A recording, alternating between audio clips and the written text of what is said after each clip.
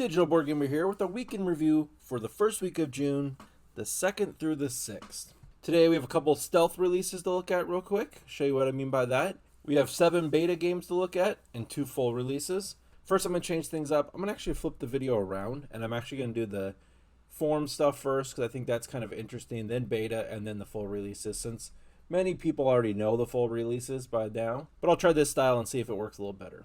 So first up, Leaders went to premium. It was kind of a trial period for about 50 days or so, and now is premium only. It's not uncommon for games to do this.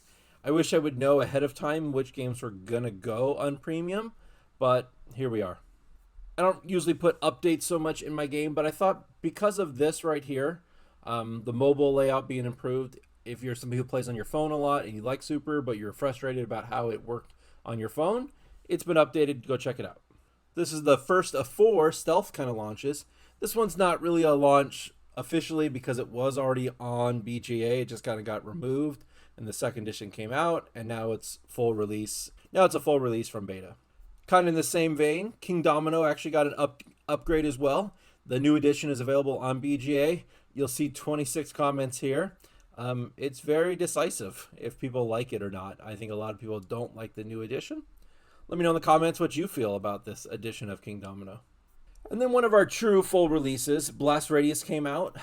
This was a game that was in beta and it came out full release. They just kind of give it a stealth launch. It's not very popular. 700 games all that's been played. So, you know, it's an abstract strategy game, kind of like a war abstract strategy game. If you like it, check it out. But I wasn't a huge fan. But the bigger deal here, I think, is Power Vacuum. I'm not quite sure why Power Vacuum did not get a full release. The game is popular enough, I believe. If I scroll down here, there's been 1,800 games. If I go to BGG and look at it, it's rated pretty decently, almost at a 7 with 549 ratings. There's a great video from Shut Up and Sit Down about the game. I was really confused why this got a stealth release, why it didn't get a full release like all the other games do. So if you have any intel or any information, let me know in the comments below. But I was a little saddened by this because I actually do like Power Vacuum. It was a fun little trick-taking game where you're kind of controlling a power cable and you have to move cubes around. It had some really cool sound effects. I don't play with sound on BJ very often, but I remember there being some really cool sound effects in there. All right, first beta game is Up or Down. Up or Down is a game coming from Capstone. It says 2024, but I can't find much information about it. I think if you look in the background, there's an older version of it. Yeah, if you look at the picture, there's an older version here. But I think Capstone's given it a very nicer printing, and that's the version we have on BGA. In this game, you're going to be placing cards from your hand in between 2 numbers. When you place the card, you'll take one of the cards and you'll put it in your elevator here. Your elevators will either build up or build down, and then there's some scoring based on the colors. It's a fun game, especially trying to figure out, like, okay, I need to keep this card so I can put it between these 2, and then so on. So if you like that kind of number playing, sequence building game, it's a lot of fun. I think I'll have a video later this week about this one. Then we had King of the Woods, a card playing game. King of the Woods, a 2-player card game. Basically, you're going to be playing cards in your court. When you play cards in your court, you just get their power, their influence up here. If you play cards down in your opponent's court, you actually get to do the ability. And then there's just some card play back and forth, and then you're trying to score points. There is like a set of cards over here, but 4 cards are always put aside, so you don't have perfect information about what your opponent may or may not have. Overall, it was a fun little quick light card game. And then we have Pagan of the Roanoke, a 2-player card game, also by Capstone. In this game, it's an asymmetric power game. One player plays as the witch, the other player plays the hunter trying to capture the witch. There's a lot more going on in this game than most on BGA. So the witch is trying to get 3 of these little hand symbols on the actual witch character, which is kept hidden. And if they can do that, they can perform the ritual. The hunter is trying to figure out, based on tokens, who the witch might be. They can slowly start killing off people, but if they kill too many, then they lose. They can also exonerate people as well by getting other tokens down. Overall, this one's quite a bit of fun. Definitely very different each side. And like I said, there's a little bit more to this one, but it's not overly complicated. The complete opposite can be said about Misty. Misty is totally easy, light. It's an easy family game. In this game, you're going to be drafting from a hand of cards. You're going to be building a 12 card grid, either 4x3 or 3x4. And you're basically going to start by drafting the cards and putting them on your board. When you draft the second card, it has to be adjacent to this card.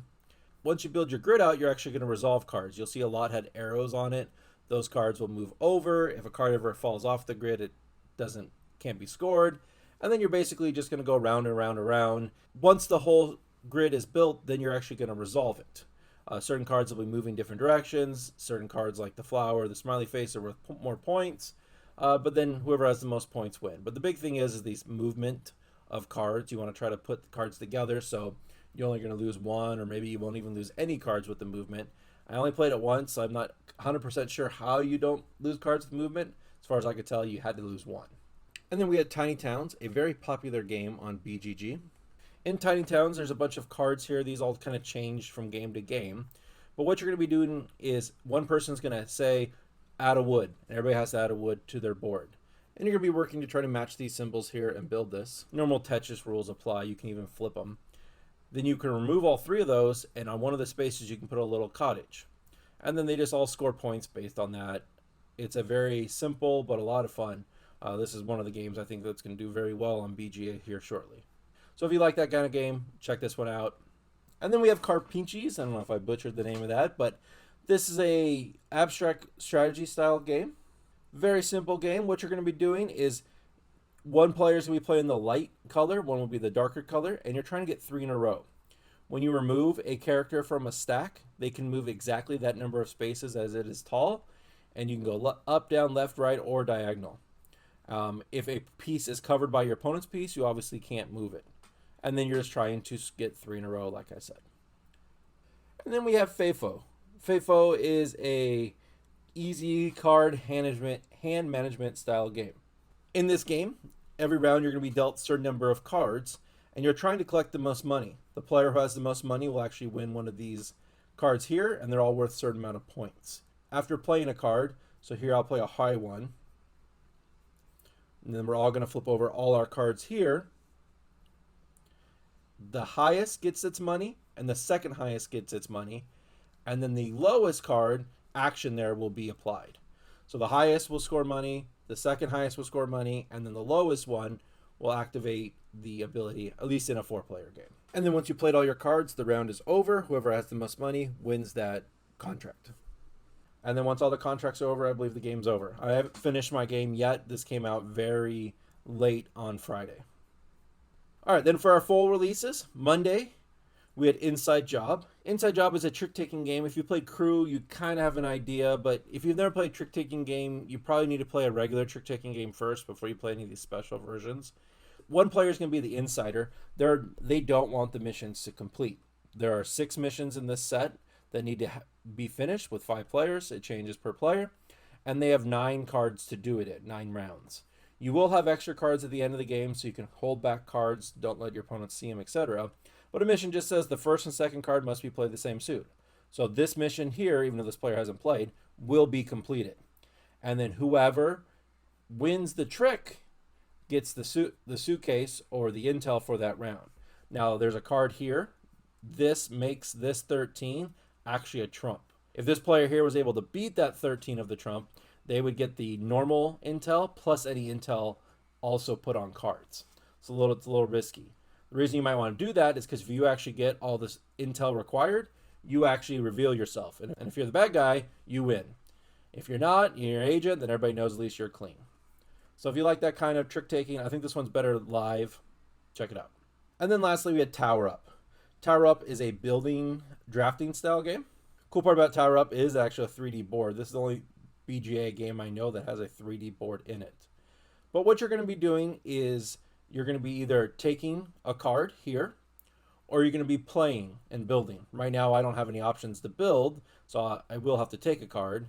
And that will obviously give me those 3. If I undo, I can take 2 black ones and get a truck, and the brown truck moves up. Then what you're basically going to be doing is to build on top of a previous building. So if I wanted to build here on this white one, I have to place adjacent to this white one.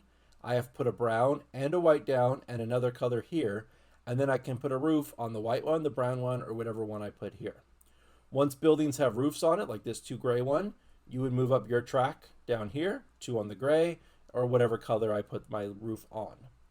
Roofs can be covered up later on in the game, but then you have some goals here you're trying to do. Scoring's down here. Each vehicle, wherever they're at, is how much you score. There's some goals here that I haven't completed. And then right here, this is the number of buildings you have your roofs on at the end of the game. Well, that's it for the weekly review. Both full releases I thought were pretty good. We had lots of good beta games. I can think of 3, maybe even a 4th one that I'm going to be really interested. But I think my pick of the week will be Up or Down. I think this one's got a lot of fun card play. It's really simple. It's got a cool mechanism. And like I said, I think I'll have a video out hopefully on Thursday about this. Let me know what you thought of the new week in review. I tried to shorten up each game quite a bit, so I only cover the very basics of it. And I think by giving you the forms and the betas first, and then if you happen not to see the full releases, those will be at the end. So let me know in the comments below. Well, I've been the Digital Board Gamer. As always, good luck and have fun.